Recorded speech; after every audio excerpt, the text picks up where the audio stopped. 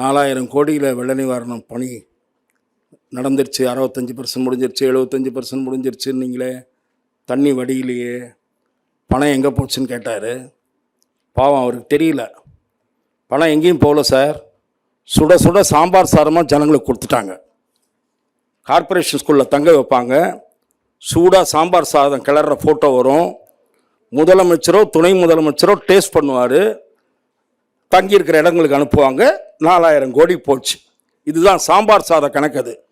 அதனால் அதை தெரிஞ்சுங்க. இந்த 4000 கோடி கணக்கட்டார். அப்புறம் நம்ம ஆளூர் ஷரவாஸ் கொள்கை கூட்டணி. என்ன கொள்கை கூட்டணின்னே தெரியல. கொள்கை கூட்டணின்றதே முதல்ல ஒரு ஏமாற்று கோஷம். அதை மாதிரி ஒரு ஏமாற்று கோஷமே கிடையாது.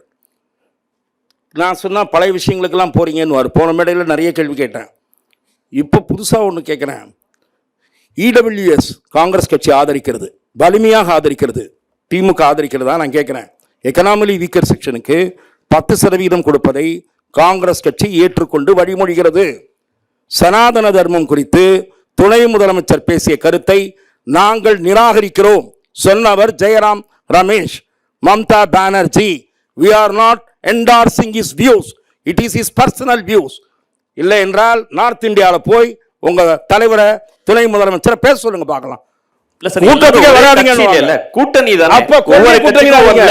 கொள்கை கூட்டணி என்ற மோசடி வார்த்தையை பயன்படுத்தாதீங்க. நானு சனாதன தர்மம் நாங்கள் நிராகரிக்கிறோம் அவருடைய கருத்தை.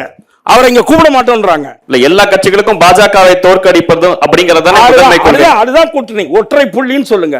ஏன்னா எல்லாரும் ஏறி எங்க மேல உட்காருங்க, பாஜக வீழ்த்தலாம். அப்படியும் வீழ்த்த முடியல.